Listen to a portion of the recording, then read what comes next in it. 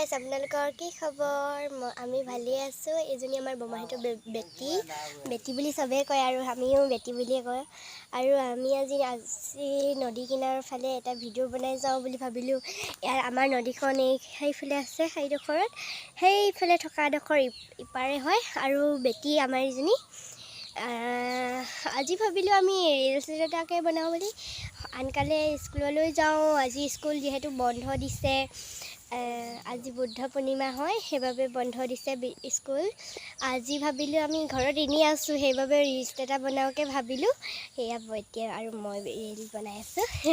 কেনেকুৱা দিছে আৰু মেকআপ কেনেকুৱা লগাইছে আৰু দেই, ভাল লাগিছে দেই। আৰু আমাৰ নদীখন আপোনালোকে যিহেতু ভালকৈ নেদেখিলে, এইখন আমাৰ নদী।